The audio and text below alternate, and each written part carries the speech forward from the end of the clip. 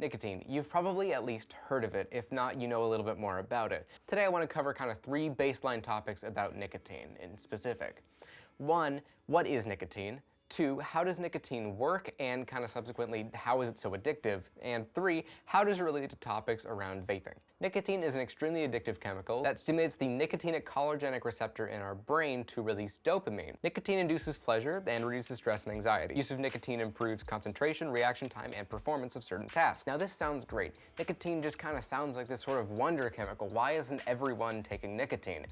Well, it's also extremely addictive. In fact, some of those symptoms that I just mentioned of taking nicotine aren't actually attributed to the chemical, but just from relief from withdrawal symptoms. One of the primary things that can come from withdrawal from nicotine is anhedonia, which is the feeling that there's little pleasure in life, and therefore doing more nicotine makes you feel like there is pleasure in life, because dopamine.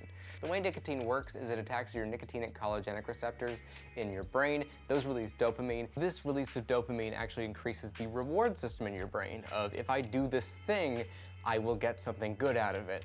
And with nicotine, that's extremely strong. In fact, so strong some neurotransmitters will actually become desensitized to nicotine after a certain amount of time. However, because nicotine also inhibits the other part of your brain that says, hey, maybe we should regulate this dopamine, you become more sensitive to nicotine and the neurotransmitters that still work, and therefore you release even more dopamine, which makes you more addicted. It's a vicious cycle. For a very long time, nicotine has been delivered via cigarettes or cigars or something like that, right? Smoking the tobacco leaf, the smoke has nicotine in it, you inhale it, and that whole dopamine process hits again. And this is considered free-base nicotine. However, when we talk about e-cigarettes and vapes, vapes are actually not free-base nicotine. They're a much more acidic version of nicotine that are nicotine salts in e-liquids. Nicotine salts have a lower pH than free-base nicotine found in cigarettes, and what that means is it causes less irritation to your throat, and it delivers much more nicotine, which makes the effects of nicotine addiction even worse than smoking cigarettes. Vaping behavior is influenced by the presence of a vape, as well as environmental influences, which the article classifies as marketing. Positive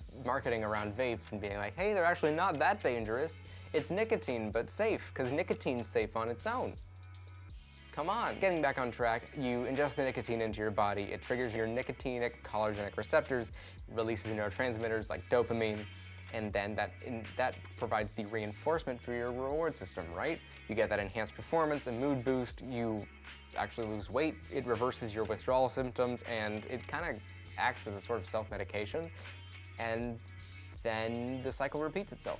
Because eventually nicotine's gonna fade, right? It can't constantly keep setting your neurotransmitters off. The dopamine's gonna fade, and then you kind of feel horrible again. So you have to take more, and then you do take more, and then your brain feels great, and then you shut right back down again. The way that nicotine works makes it extremely, extremely addictive and extremely hard to get off of. Each year, only 3% of smokers quit successfully. And this is talking about smoking, not vaping. Vaping is an entirely other demographic. Vaping has several adverse health effects that have already been very well documented, and the increased presence of nicotine actually makes those symptoms worse, and it makes you just want to keep vaping and keep vaping and keep vaping, and it's horrible. I'm sure the phrase nicotine is extremely bad for you is not new to anyone in this room, but just in case, nicotine is extremely bad for you. I hope this has been somewhat helpful in finding sources for your own videos, and yeah, thank you so much for watching. Bye!